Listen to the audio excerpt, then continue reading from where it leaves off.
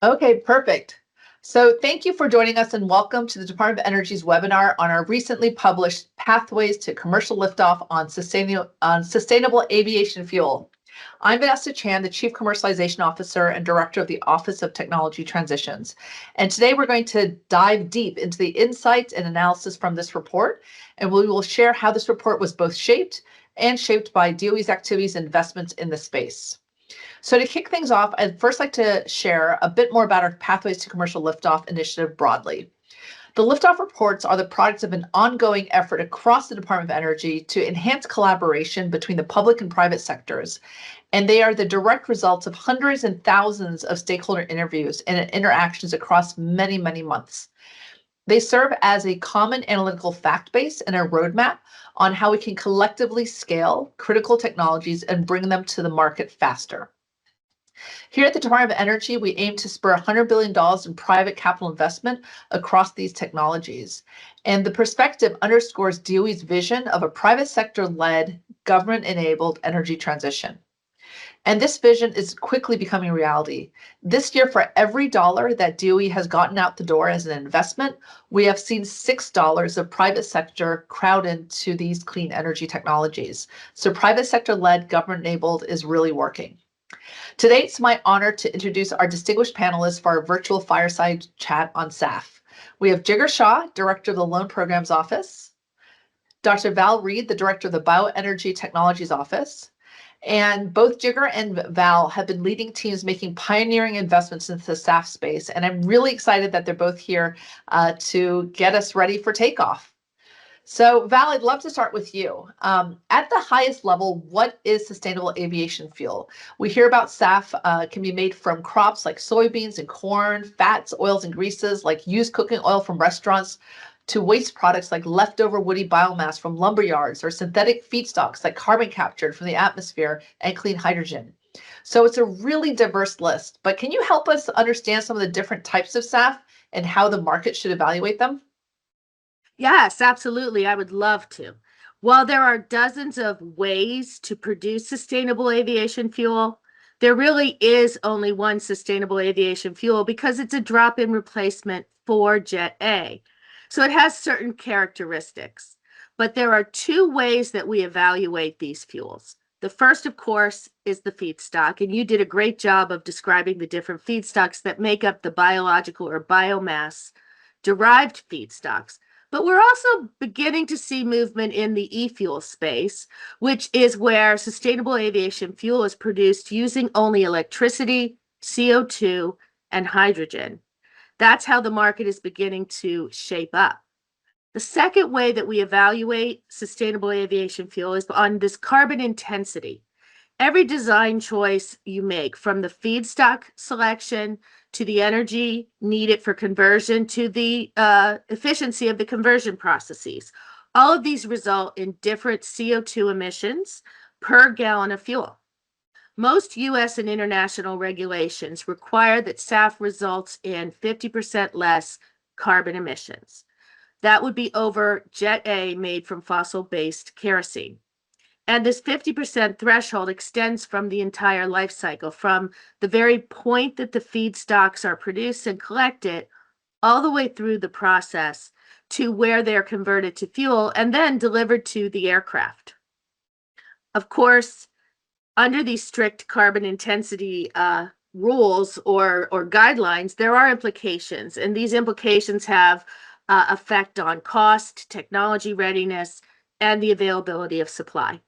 If you look at figure 15 in the Liftoff report, it does a really good job of breaking down the different pathways and their costs, carbon intensities, and technology readiness.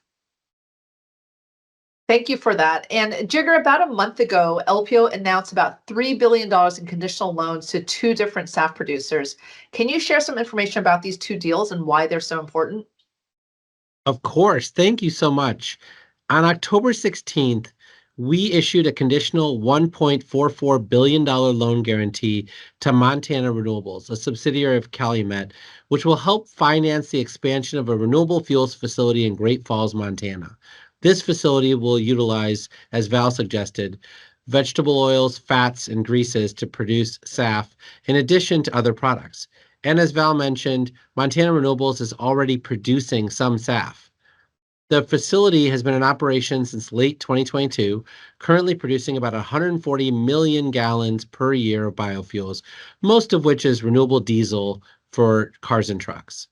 If finalized, the loan would facilitate expansion to produce 315 million gallons per year of biofuels, most of which will be SAF. Once the facility reaches full capacity, Montana Renewables will be the leading global SAF producer, expected to produce about half of all of North America's SAF and about 12% of global SAF through 2030. Furthermore, this financing will create 40 new permanent jobs and at least 450 construction jobs. So there's really meaningful economic impact for the Montana area. Additionally, on the same day we announced Montana Renewables, we also announced a $1.46 billion loan guarantee to Gevo Net Zero 1 facility located in South Dakota. This will help finance the first of a kind, large-scale cornstarch to jet fuel facility in the United States, really leveraging the ethanol supply chain. No one in the world is using corn to make SAF, and the U.S. has a ton of low-cost, low-carbon field corn at its disposal. We are excited to give farmers in South Dakota and neighboring states an additional revenue stream. The Gevo NZ1 facility would produce up to 60 million gallons of SAF per year once completed, and could create 100 permanent jobs and over 1,300 construction jobs with their facility near two tribal entities. At LPO, we measure impact in several different ways. We measure the decarbonization potential of our projects, the jobs or community impact of the facilities we finance, and of course, the catalytic impact of our work, how we can build new markets or scale new technologies, which we'll take from the roadmaps outlined in our liftoff reports. The SAF liftoff report speaks to the need to bring at least 8 to 12 of these commercial scale facilities online. These two LPO loan guarantees, if finalized, would help bring to scale at least 2 of those facilities and de-risk private sector investment in these types of projects for the future. That's incredible. And Val, I know you've been doing a lot of work to support SAF liftoff. So would love to learn a little bit more about your office, the Bioenergy Technologies office, and the work you're doing there. Well, that is my favorite topic. So DOE and its partners are really at the forefront of supporting sustainable aviation fuel production and its uptake from the earliest R&D stages all the way through large-scale deployment, which, as Jigar mentioned, is where LPO steps in. The Department of Energy's Bioenergy Technologies Office is really focused in on the research, development, and then that demonstration of the technology so that it can graduate to a first-of-a-kind commercial readiness in which the LPO office is looking. Our role is to support industry's partnership, to demonstrate at scale that these innovative technologies can work and that they also can make a positive business case. Among the demonstration projects that you've heard about already, we supported LanzaJet's Freedom Pines fuel facility. We just cut the ribbon there in January of this year. LanzaJet is actually the first operating alcohol-to-jet facility in the world, and this one's going to use Brazilian sugarcane as its feedstock. LanzaJet plans on producing 9 million million gallons of SAF in the first year, along with 1 million gallons of renewable diesel. Other DOE offices, like your own office, Office of Transportation, I'm sorry, I say that all the time, Office of Technology Transitions, has issued vouchers for eSAF or e-fuels, as I mentioned before, and it's to help producers build their first pilot facilities. We expect to see more of these eSAF projects coming online beyond 2030. If you look at the Appendix 2 in the Liftoff Report, you'll see a great list of other offices that support SAF's scale-up. Thank you. And Val, there's so many acronyms out there. I know it's hard to remember all. So for all of you guys who want to remember OTT, we call ourselves the Otters.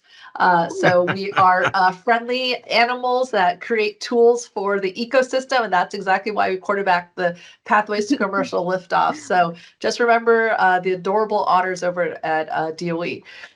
So Jigar, we often talk about this being a private sector-led and government-enabled transition. That is something the Secretary Granholm has talked about over and over again. And so Val just talked about some of the enabling programs and policies made by the government, but I'd love for you to speak to what the private sector is doing to scale the SAF market. Yeah, totally right. SAF is a great example of a transition that's private sector led and government enabled. We're on track to producing about 30 million gallons of SAF this year. That's nearly double what we produced last year. And we're on track to reaching nearly 2 billion gallons of SAF per year by 2030. And that's even taking a big haircut to the 3.5 billion gallons of capacity that's been announced. So there's a lot of momentum in the space led by the private sector.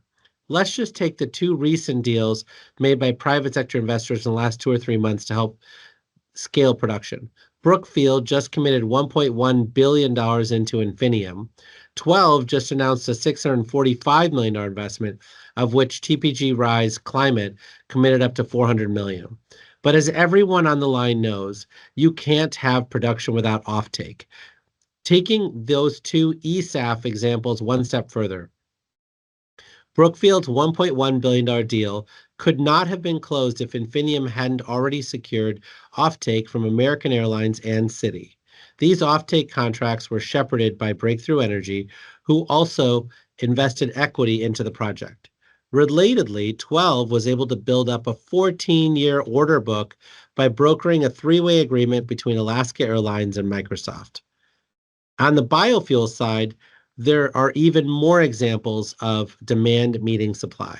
USA Bioenergy uses woody biomass to create SAF, and they have a 20-year offtake agreement with Southwest Airlines. World Energy, which uses fats, oils, and greases to make SAF, created a 10-year offtake agreement with Microsoft directly, and then can sell the fuel to airlines at near cost parity with fossil jet fuel. A very interesting offtake model.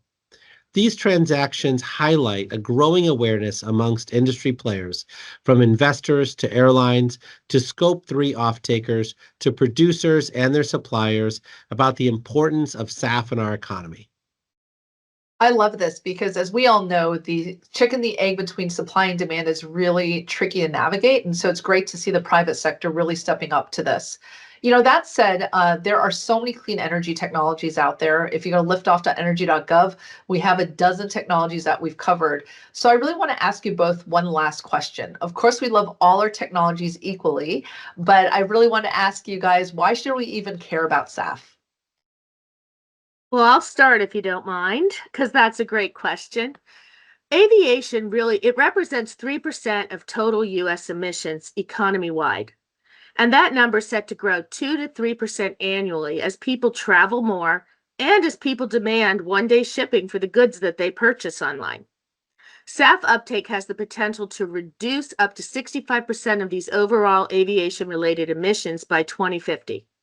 There really is no other technology that is technically or commercially ready today that has that kind of emission impact within the aviation sector. Furthermore, it is a drop-in replacement fuel.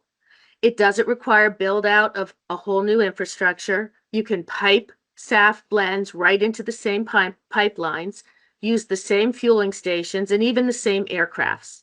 You don't need to phase out the current fleet. SAF is really important because it's the only viable near-term solution to reducing aviation emissions. And echoing Val, I'll add that SAF is important because of its economic impact. Right now, our SAF pipeline is on track to generate well over 70,000 jobs across the SAF value chain. It's not just the people building and operating the SAF production facilities, But think about the job creation it has for rural and agricultural communities that are producing the bio feedstocks, the logistics providers that are collecting those feedstocks, the trucking and pipeline companies that are transporting the fuel from plants and refineries to blending facilities and airports, the airport operations team physically fueling the aircraft. If you look at the map in our liftoff report that shows where announced production is sited, it's located either in the middle of the country where we have incredible amount of crop-based feedstock at our disposal, or it is located in areas like the Gulf Coast region that have a tremendous amount of existing refinery infrastructure that's ready to be upgraded or expanded. SAF really has the potential to uplift so many stakeholder groups, and it's translating into tons of projects looking to come online in the next decade. LPO has an active pipeline of around $35 billion of requested loans for SAF and biofuel-related projects, and we expect about $10 billion or so coming in over the next 6 months. This is so great, and I really appreciate Jigar and Val, some of your insights here. And as we transition to the next segment of our webinar, I'm thrilled to introduce really the people who know more than anybody about SAF, which is Campbell, Howe, and Elizabeth Rolfes, who are the lead authors of our SAF Liftoff Report. They've gathered insight from over 100 stakeholder interviews, engaged closely with subject matter experts in the building, our national labs, and collaborated with the architects of the SAF Grand Challenge and other government-wide policy to build this fact base. In fact, I think both of them dream about SAF every night. So with that, team, I'll let you guys take it away. Go ahead. Great. Thank you, Vanessa. Thank you, Val. Thank you, Jigar, so much for your remarks. And thank you to everyone for being here today to learn more about SAF's pathway to commercial liftoff. My name is Campbell Howe. I'm a senior advisor to the Department of Energy's Loan Programs Office, and I'm joined today by Elizabeth Rolfes, a market and energy analyst within the Office of Clean Energy Demonstrations. We're excited to share some of the key insights from our Pathways to Commercial Liftoff report. And thank you to the nearly 2,000 of you who've already downloaded and read the report. Hopefully this is more of a refresher versus an introductory briefing. So SAF is at an incredibly interesting inflection point. Domestic production of SAF has been low historically. Last year, we produced about 14 million gallons of SAF, and we had a total nameplate capacity of about 60 million gallons. This year, we're on track to almost double production to nearly 30 million gallons this year, and our nameplate capacity has increased to 460 million gallons, which is really great progress, but it's tiny when you think about our overall jet fuel consumption. To put this into perspective, in the next 6 years, we need to scale annual production to 3 billion gallons just to meet 10% of our total jet fuel needs here in the United States. Thanks to supportive legislation like the Inflation Reduction Act, we've seen a major uptick in the amount of announced production expected to come online in the next couple of years. By 2030, if all of the projects that have been announced today come online by the date that they say that they will, we will exceed our target and be able to produce around 3.5 billion gallons of SAF annually. And if we hit our target, the US SAF economy, as Jigar mentioned, could employ over 70,000 people and represent a $4 to $11 billion market by 2030. That said, SAF projects are likely to face some delays and some cancellations due to challenges associated with project development. Today, I'll walk you through 2. So first and foremost, SAF sustains high production costs relative to fossil jet fuel. On a per unit basis, depending on the technology type, SAF may cost between 2 to 10 times more than jet fuel that's made from kerosene. Even if you look at forecasted nth-of-a-kind production costs, which benefit from learning curves, SAF still might be between $1.50 to $2 more per gallon than fossil jet. And so for airlines that are operating with single-digit operating margins, they really can't afford these green premiums. But there are a few other levers that can be pulled to bring down unit production costs. For example, larger facilities can benefit from economies of scale. And we see a tipping point for HEFA facilities, or facilities that are using that blend of fats, oils, and greases, to expand from 100 million gallons of nameplate capacity to 300 million gallons. Additionally, these facilities can take advantage of low-cost debt financing if they partner with LPO. But as shown here on this slide, these cost downs are somewhat limited since the majority of unit costs, especially for biofeedstocks, are tied to feedstocks themselves. So for the hypothetical HEPA facility that's presented here, the cost of the waste oil blends used contributes to over 80% of total production costs. And as many people on the line are aware, the prices for truly used cooking oil have increased in recent years. So this brings me to the second challenge. While policy plays a key role in helping make SAF more cost competitive relative to fossil jet fuel, federal tax credits are set to expire in 2027. And furthermore, other incentives, like our National Renewable Fuel Standard, incentivizes the production of other low-carbon fuels, like renewable diesel for road transport, disproportionately more than it incentivizes aviation fuel production. So this chart is showing the hypothetical impact of federal and state incentives on SAF made in the United States, location agnostic, and sold in the state of California. Starting on the left-hand side, you'll see how in 2024, a producer could potentially reduce prices by 60%, assuming that it could capture and stack the value from RINs under the US Renewable Fuel Standard, credits under the California Low Carbon Fuel Standard, and the Inflation Reduction Act's 40B tax credit. I'll note that this could only happen if the production facility is already in operation today, and we only have about 4 operational plants in the country. Starting next year, the 40B tax credit will expire, and the 45Z tax credit will kick in. And while final guidance for 45Z hasn't been released, we can estimate that the value of 45Z, a production tax credit for low carbon fuels broadly, will be lower than the value of 40B, which was a production tax credit for SAF specifically.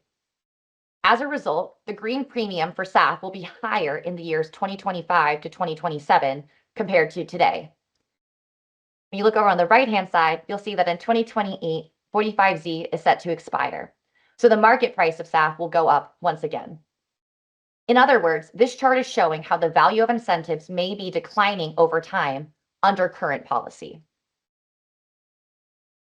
So as I mentioned, there are 4 challenges associated with SAF's project development, and I'll quickly touch on the last 2. We've seen the proposal and the adoption of more foreign mandates for SAF.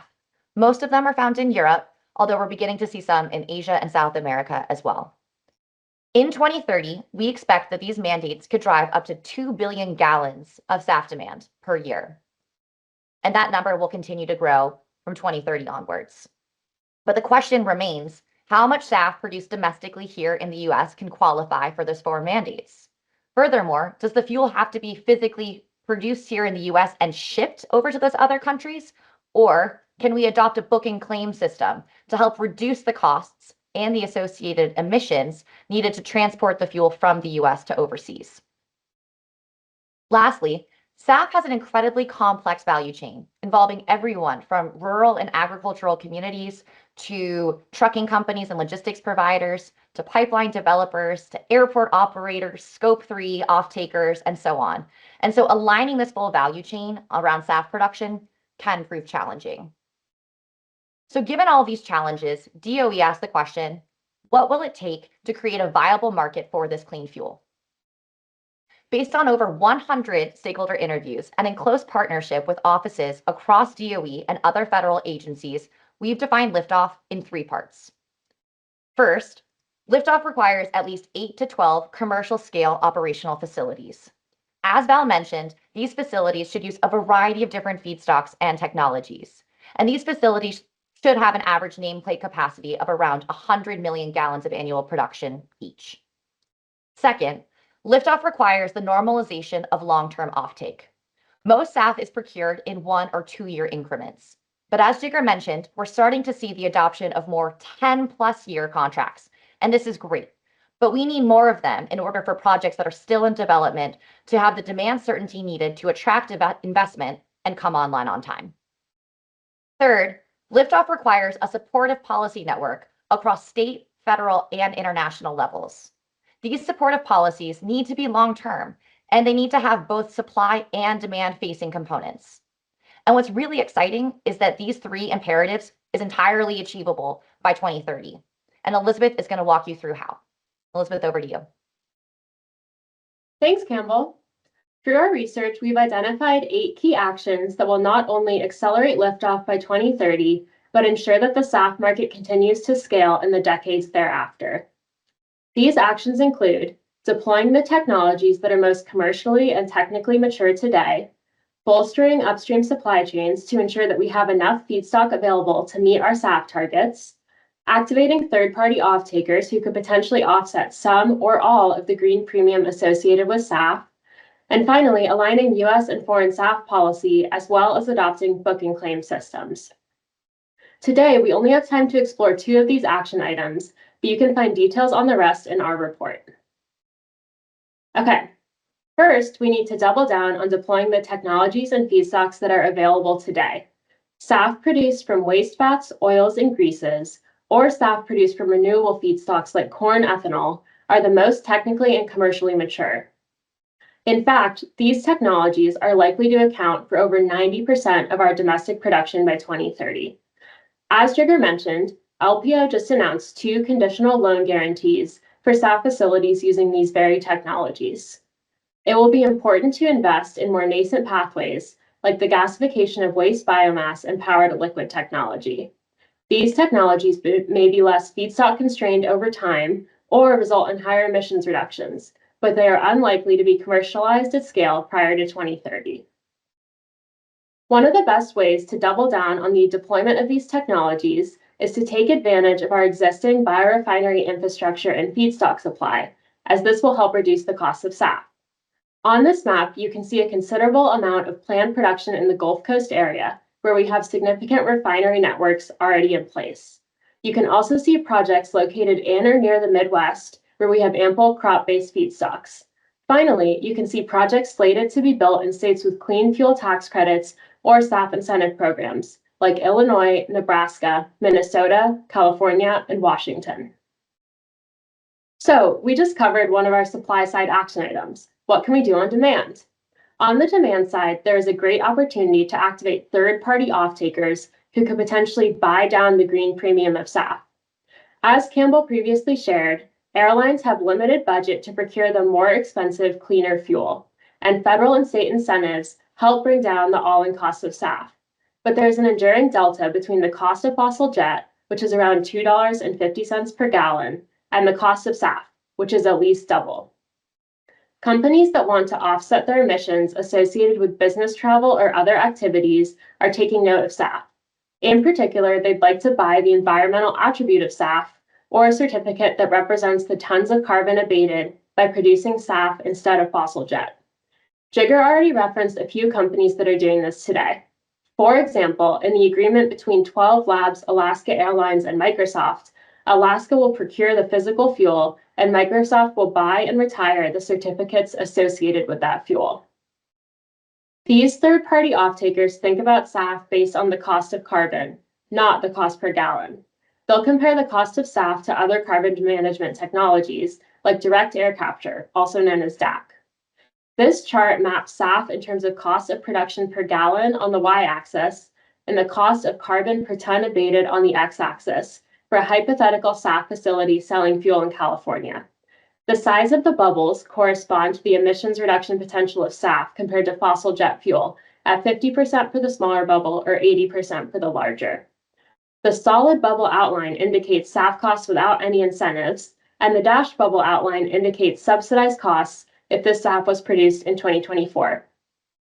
What you can see on this chart is that with these incentives in place, the cost of production and the cost of carbon abatement of SAF both significantly decrease, with each bubble shifting to the left and down. The red lines on the chart show a range of costs for direct air capture. Where the bubbles intersect with these red lines is where SAF production may be cost competitive on a per ton basis with DAC. In other words, airlines and producers should bring in third parties into the offtake agreements to help offset costs, which in turn will allow them to buy and sell the sustainable fuel at higher volumes and for longer durations. Especially in a voluntary carbon market like the United States, there aren't enough companies interested in offsetting their Scope 3 emissions to satisfy a full SAF economy, but there are enough to kickstart the market and accelerate liftoff. especially when we couple voluntary demand with the mandated demand that Campbell mentioned earlier. In closing, these are just two examples of ways that we can bring SAF to market and accelerate liftoff. SAF is entirely possible by 2030, and this webinar and our report provide a roadmap of just some of the steps we can take to get there. Thank you all for your time today, and please visit liftoff.energy.gov/SAF or scan the QR code provided to learn more. Thank you.